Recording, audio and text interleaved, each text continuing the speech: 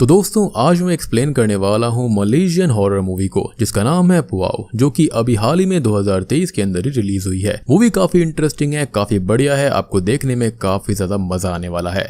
तो चलिए अब बिना किसी देरी के चलते हैं सीधा वीडियो की तरफ। मूवी की शुरुआत में हम एक जगह की झलक को देख पाते हैं जहां पर कोई लेडी रो रही थी। वहां पर काफी तबाही अफरा तफरी मची हुई थी और हम किसी लेडी की आवाज सुनते हैं जो कि किसी को याद करती है, किसी प्यार की बात करती है। और तभी हम एक रिचुअल को देख पाते हैं जिसके अंदर एक औरत बहुत ही भयानक काला जादू परफॉर्म कर रही थी और इस जगह के लोगों को कर्ज करती है। और ये लेडी कौन है, वो लेडी जो रो रही थी वो कौन थी, यहाँ पर हुआ क्या है और ये जगह कौन सी है, ये सब हम आगे जानेंगे। खैर तभी यहाँ से सीन शिफ्ट होता है और हम देखते हैं कैट नाम की एक लड़की को जिसको मूवी के शुरुआत वाले विजन्स आ रहे होते हैं। हालांकि फिलहाल उसको पता नहीं होता कि वो सब क्या था और उसने कभी अपने विजन्स में कोई चीज पूरी नहीं देखी थी, यानी कि वो कुछ कुछ झलकियां ही देख पा रही थी। जिसके बाद में हम कैट के फ्रेंड्स को देखते हैं और वो सब वेकेशन पर एक आइलैंड पर जा रहे होते हैं। इस ग्रुप के अंदर खुद कैट, उसकी बेस्ट फ्रेंड लिली, उसकी दूसरी दोस्त यूस का बॉयफ्रेंड डस का भाई काई और एक और फ्रेंड मार्क। और यहाँ पर उनके साथ ट्रिप पर चलने के लिए लिली अपने कजन बेन को भी ले आई थी। खैर अब वो लोग एक बोट करके एक हॉलिडे आइलैंड पर पहुंच जाते हैं जहाँ पर यूस की स्टेप सिस्टर याया भी अपने ग्रुप के साथ जाती है, जो कि यूस को अच्छा नहीं लगता एज वो दोनों एक दूसरे को जरा भी पसंद नहीं किया करते थे और उनकी आपस में थोड़ी बहस भी हो जाती है।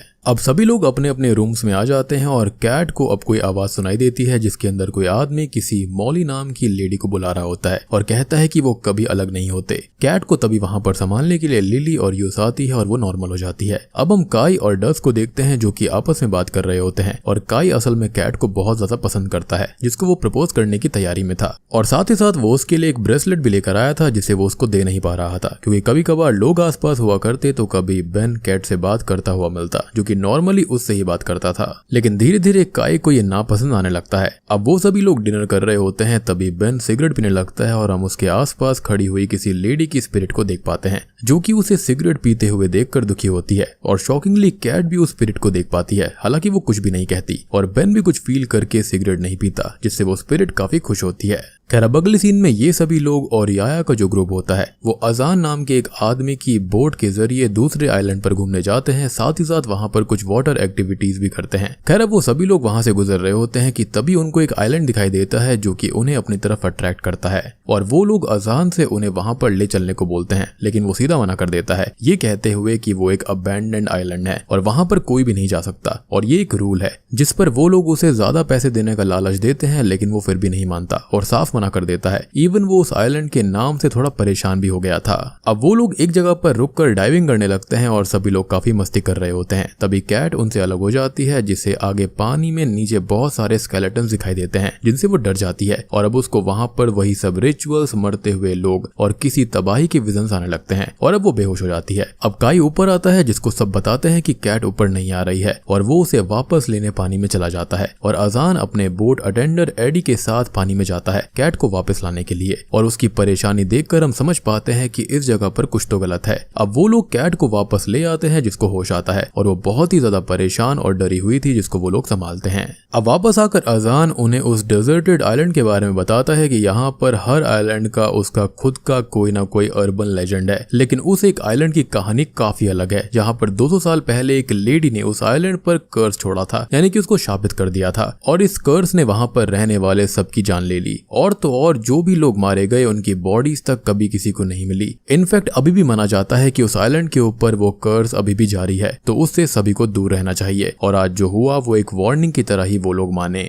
अब अजान ये सब बताकर वहां से निकल जाता है लेकिन ये लोग यंगस्टर्स थे तो इनको अभी भी इन सब चीजों पर यकीन नहीं होता और वो लोग उसी आइलैंड के बारे में बात करने लगते हैं। यहाँ पर याया का भी ग्रुप था तो वो लोग उन्हें चिढ़ाने लगते हैं उनको डरपोक कहते हुए और अब उनके बीच एक बेट लगती है जहाँ पर जो भी हारेगा उसको उसकी टीम के साथ उस आइलैंड पर एक रात बितानी होगी, जिस पर सभी लोग एग्री करते हैं। अब उस बेट में कैट को कुछ विजन्स आने लगते हैं और उसकी टीम ये बेट हार जाती है और अब उन्हें उस आइलैंड पर जाना पड़ेगा, यानी कि इस शापित आइलैंड पर। अब कैट को भी और कुछ हॉन्टेड विजन्स आते हैं जिसके अंदर वो ब्लड से भीगी हुई थी और पूरी तरह अकेली रो रही थी। अगले दिन सभी लोग तैयार होते हैं एज उन्हें उस आइलैंड पर जाना था और कैट लिली से बात करते हुए कहती है कि शायद वो जिन विजन्स को देखती है वो उस आइलैंड के ही हैं। लेकिन लिली ये कहती है कि शायद से अजहान की कहानी की वजह से उसको ऐसा लगने लगा होगा और वो उसको चिलअप करती है। अब याया की टीम के लोग उन लोगों को उस आइलैंड पर छोड़कर वापस चले आते हैं और अब उन लोगों को यहाँ पर एक पूरी रात बितानी थी और ऐसा हम समझ सकते हैं कि ये चीज उन सब के लिए कितनी घातक होने वाली थी। अब वो लोग आइलैंड के जंगल में घूमने लगते हैं जिन्हें घूमते हुए एक विलेज मिलता है जिसके गेट पर ही कुछ थोड़े अजीब से स्टैचूज थे और यहाँ पर एक बाउंड्री जैसी रस्सी बंधी हुई थी जो कि ये इंडिकेट कर रही थी कि इस विलेज को सील कर दिया गया है। अब वो लोग उस सील को तोड़कर अंदर एंटर कर जाते हैं और कैट बेन के साथ यहाँ वहाँ पर बने हुए घर को देखने लगती है और यहाँ पर जितने भी घर थे उन सब पर कुछ न कुछ लिखा हुआ था जो कि उन लोगों को थोड़ा अजीब लगता है। अब कुछ लोग उन स्टैचूज के साथ मजाक करने लगते हैं जिस पर कैट उनको रोकती है और गुस्सा करती है कि उन्हें ऐसा नहीं करना चाहिए। खैर अब धीरे धीरे शाम होने लगती है और काई बोलता है कि यहाँ पर एक बड़ा सा घर है जिसके अंदर वो सब लोग सो सकते हैं, तो वो लोग रात में वहीं पर सो जाएंगे और ये कैंपिंग से बेटर ही होगा, जिस पर सभी एग्री करते हैं। सभी लोग अब उस घर को साफ कर वहीं सो जाते हैं, लेकिन हम घर के बाहर किसी चीज को फील कर पाते हैं जैसे कोई उन पर नजर रख रहा हो। अब रात को बेन को कुछ आवाज आती है और वो यहाँ वहाँ चेक करके वापस सो जाता है। अब कैट को भी कुछ आवाज आती है तो वो जागती है, तो सभी लोग ट्रांस जैसी स्टेट में बैठे हुए थे और फिर वापस लेट जाते हैं। तभी कैट को किसी औरत के रोने की आवाज आने लगती है और वो बाहर उस आवाज का पीछा करते हुए जाती है। थोड़ी ही दूर जाने पर उसको विजन्स आते हैं जिसके अंदर एक औरत किसी आदमी को पकड़कर रो रही थी और वो आदमी मर चुका था और उनके आसपास गांव के सभी लोग थे और वो लोग उस आदमी को वहीं पर गाड़ देते हैं। उनका लीडर बोलता है कि आज यहाँ क्या हुआ, आज के बाद सभी लोग भूल जाएंगे। और अब हम उस लेडी को देखते हैं जो कि अब किसी केव में थी और एक बहुत ही भयानक रिचुअल करके काला जादू परफॉर्म कर रही थी और जो झलक हमने शुरुआत में देखी थी वो कर्स वाली वो इसी सीन की थी, यानी कि इस लेडी के साथ में कुछ ना कुछ गलत हुआ था जिसके चलते उसने ऐसा कर दिया।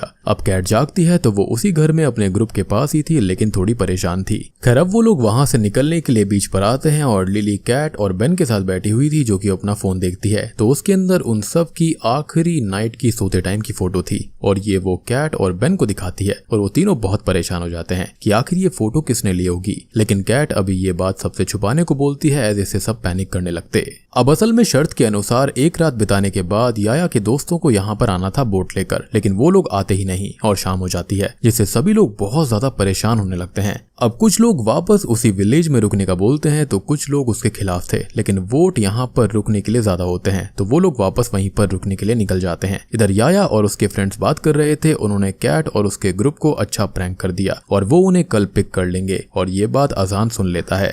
अब वो उन लोगों से पूछता है कि उन्होंने उस ग्रुप को असल में छोड़ा कहां पर था और वो लोग सच बताते हैं कि वो उस श्रापित आइलैंड पर हैं, जिसके चलते वो उन पर बहुत गुस्सा करता है और उस ग्रुप को कॉल करने की कोशिश करता है लेकिन कॉल नहीं लगता, जिसके चलते वो उनको एक वॉइस मेल छोड़ता है कि इस आइलैंड के जंगल में उनको एक विलेज मिलेगा और उन्हें उस विलेज से ही दूर रहना है क्योंकि वहां पर ब्लैक मैजिक से श्रापित एक क्रीचर ने सबको मार दिया था। हालांकि अब काफी देर हो चुकी है क्योंकि वो लोग विलेज के अंदर पहुंच चुके थे और वहां पर रह भी रहे थे, यानी कि अब हम समझ चुके हैं कि वहां पर वो फोटो किसने ली थी और आसपास उनको किसकी प्रेजेंस महसूस हुई थी। अब हम इन लोगों को देखते हैं जो कि अलग घर में सोते हैं और रात को सबके सोने के बाद में डज यूज के साथ बाहर घूमने निकल जाता है और वो लोग एक जगह इंटीमेट होते हैं और यहाँ पर कोई ग्रेव भी बनी हुई थी जिस पर डज पी कर देता है और अब हमें केव के अंदर एक विच को जागता हुआ देख पाते हैं और ये विच पिछले सीन की वही लेडी है जिसने रिचुअल किया था। अब वो 200 साल से सोई हुई थी और जब जब यहाँ पर कोई आता था वो उन्हें अपना शिकार बनाती थी और तभी वो डज को अपने साथ खींचकर कहीं पर ले जाती है, यानी कि इंटीमेसी के बाद में अब विच उसके साथ में कुछ अलग ही करने वाली है।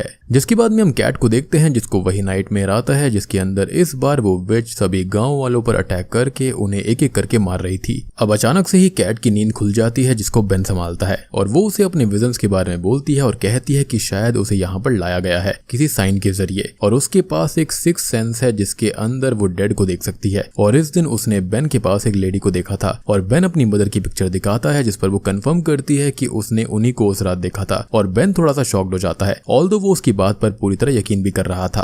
और अब समझ में आया कि वो बेन को देखकर सिगरेट देखकर क्यों दुखी हो गई थी और जैसे ही बेन ने सिगरेट फेंक दी वो खुश क्यों हुई। अब तभी वहां पर यूस भागते हुए आती है और उन सबको डस के बारे में बताती है कि उसको कोई खींच कर ले गया। खैर अब वो सभी उसको ढूंढने के लिए निकल जाते हैं और उस जगह को चेक करते हैं, आसपास डस को ढूंढते हैं लेकिन वहां पर उन्हें कुछ नहीं मिलता। अब वो सभी वापस अपने बेस पर आते हैं और काई अपने भाई के जाने से बहुत दुखी था और परेशान था जिससे वो किसी भी हालत में ढूंढने की कोशिश करता रहेगा। तभी हम डस को देखते हैं जो कि उसी विच की केव में था और वो विच उसे खत्म करके उसका खून पीकर खुद को पावरफुल करने लगती है। अगली सुबह काई सबको अलग अलग होकर ढूंढने का बोलता है, जिस पर कैट उससे कहती है कि उन्हें साथ रहकर ही उसको ढूंढना चाहिए। अब सभी लोग डस को ढूंढने के लिए निकल जाते हैं और मार्क बेस पर ही रुकता है और सबके जाने के बाद में वो विच आकर उसको भी खत्म कर देती है। यहाँ पर वो सभी लोग बहुत देर तक ढूंढते हैं लेकिन डस कहीं पर भी नहीं मिलता, जो कि अब मिलेगा भी नहीं क्योंकि वो तो मारा जा चुका था। और वापस बेस पर आने पर वो वहाँ पर ब्लड पड़ा हुआ देखते हैं और मार्क गायब था, जिससे वो लोग और परेशान हो जाते हैं। खैर इसके बाद में वो सभी डिसाइड करते हैं कि वो वापस बीच पर जाएंगे, जहाँ पर उन्हें लेने के लिए वो लोग तो आएंगे ही, यानी कि याया का ग्रुप। और हम देखते हैं कि वहाँ पर अजान के साथ वो लोग उन्हें लेने आ रहे होते हैं, लेकिन पहले तो उनकी बोट खराब होती है और उसके बाद में वो बोट किनारे तक आ जाती है, जिससे ये लोग खुश तो होते हैं। लेकिन वो विच अपने शिकार को आसानी से नहीं जाने देने वाली थी, तो वो बोट ब्लास्ट हो जाती है और उसके अंदर बैठे हुए सभी लोग खत्म हो जाते हैं। अब कैट का जो ग्रुप होता है ये सब देखकर बहुत परेशान हो जाता है और वो लोग अजान का वॉइस नोट भी सुनते हैं, जिसके अंदर उसने इस आइलैंड के बारे में बताया था। तो असल में यहाँ पर एक ईविल विश थी जिसने की ब्लैक मैजिक से पदस होकर सभी गांव वालों पर अटैक कर दिया था और सबको मारने लगी थी। और ऐसा ही कुछ कैट ने अपने विजन्स के अंदर भी देखा था। अब उस विच को रोकने के लिए एक शेमन आता है जो कि उसे आसानी से डिस्ट्रॉय नहीं कर पा रहा था, क्योंकि वो विच बहुत ही ज्यादा पावरफुल थी। तो शेमन ने खुद का सैक्रिफाइस किया और विलेज की एंट्री पर लगे हुए स्टैचूज पर स्पेल कास्ट किया था और विलेज को सील कर दिया था, जिससे वो विच वहीं तक सीमित रह पाई थी। और इन लोगों ने बेवकूफी कर कर उसके अंदर ही एंटर कर लिया।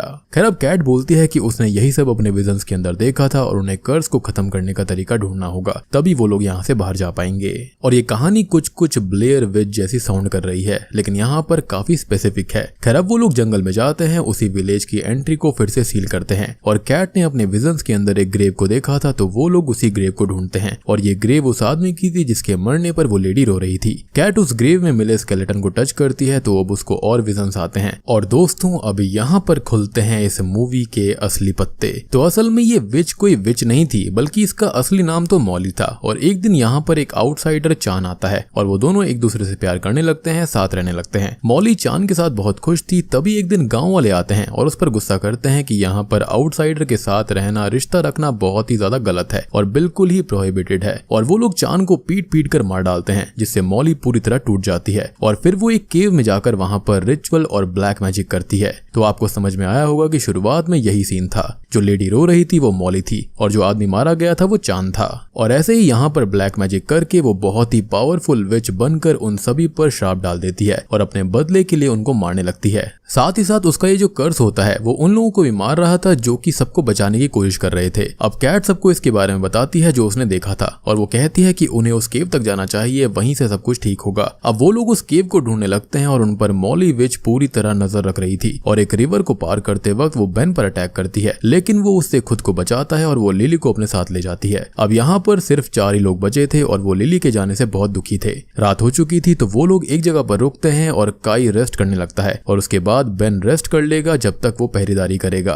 अब कैट और बेन आपस में बात करने लगते हैं, जो कि लिली के जाने से बहुत ज्यादा दुखी थे और एक दूसरे को संभालते हैं। तभी बेन को उसकी मदर के बुलाने की आवाज आने लगती है और वो उस आवाज का पीछा करके अपनी मदर की स्पिरिट से मिलता है, जो कि उसे अपने पास बुलाती है। लेकिन वो कहती है कि उसके हाथ में जो हैंडमेड स्पीयर है उसमें कुछ मिस्टिकल पावर्स हैं, तो वो उसको दूर फेंक दे। अब बेन उनकी बात मान ही लेता है, लेकिन तभी कैट वहां पर आकर उसको समझाती है कि ये उसकी मां नहीं है। अब वो लोग अलर्ट हो जाते हैं और वो बेन की मदर थी ही नहीं, असल में वो तो विश थी जो कि वहां से चली जाती है, लेकिन यूस को अपने साथ ले जाती है। अब वो सिर्फ 3 ही लोग बचे थे और अब काई और बेन की आपस में थोड़ी बहस होने लगती है, जिनको यहाँ पर कैट समझाने लगती है कि उन्हें लड़ना नहीं चाहिए और उन लोगों को वो केव भी मिल जाती है। अब वो लोग उस केव के अंदर जाते हैं जहाँ पर विच यूस को खत्म कर देती है और उन पर अटैक करती है। वो लोग उससे लड़ने की कोशिश करते हैं और अब कैट को कुछ और विजन्स आते हैं और वो वहां पर रखे हुए एक बॉक्स को ओपन करती है जिसके अंदर एक डॉल थी और उसको टच करते ही उसे बाकी की कहानी का भी पता चल जाता है कि मॉली असल में प्रेग्नेंट हो गई थी और गांव वालों ने उसके पति को तो मारा ही था, साथ ही साथ उसका मिसकैरेज भी करवा दिया था। और ये जो कर्ज था ना, वो मॉली ने अपने ही बच्चे के लिए उन सभी पर डाल दिया था। अगर वो बच्चा नहीं मरता तो शायद वो इस रास्ते पर कभी आती ही नहीं। अब कैट उस डॉल को लेकर वहां से भागती है और वो विच उसके पीछे आने लगती है, जिसको बेन और काई रोकते हैं और अब वो विच कैट के आखिरी दोस्तों को भी खत्म करके उसके पीछे लग जाती है। अब कैट एक घर तक पहुंचती है और यही मॉली चान के साथ रहा करती थी और कैट को उन लोगों के पूरे मूवमेंट्स दिख जाते हैं। और जब विच यहाँ पर आती है तो कैट उसको रोकती है और समझाने लगती है और वो बातें बोलती है कि जो चान बोला करता था, जिससे कि मॉली उसकी बात सुनती है। और ऐसा इसलिए था क्योंकि यहाँ पर वो सब कुछ फील कर पा रही थी, कैट के पास में शक्ति थी। अब कैट मॉली से कहती है कि उसने अपने हेट्रेड के चलते उस बच्चे की अच्छी यादों को अपने अंदर कैद करके रखा हुआ है और उसने कैट के दोस्तों को खत्म कर दिया जिनकी कोई भी गलती नहीं थी। अब मॉली उसकी बात समझ लेती है और उससे उस डॉल को लेकर कैट को पानी में धकेल देती है और अपने कर्ज को वापस लेकर उसको खत्म कर देती है और खुद भी आफ्टर लाइफ में चली जाती है, यानी कि डॉल को खत्म कर देती है। अब कैट जो कि पानी में डूब रही थी सडनली उसे एक हाथ आकर बचा लेता है और असल में मॉली ने उसे उसी वक्त पर भेज दिया था जब वो पहली बार डाइविंग के दौरान बेहोश हो गई थी। और अब कैट बहुत ज्यादा खुश होती है क्योंकि उसके दोस्त जिंदा थे। और अब मूवी के एंडिंग सीन को देख पाते हैं जहां पर मॉली और चान के प्रेशियस मोमेंट्स को देखा जाता है, जहां पर वो पहली बार कैसे मिले थे। और बूम, इसी के साथ में ये मूवी यहीं पर खत्म हो जाती है।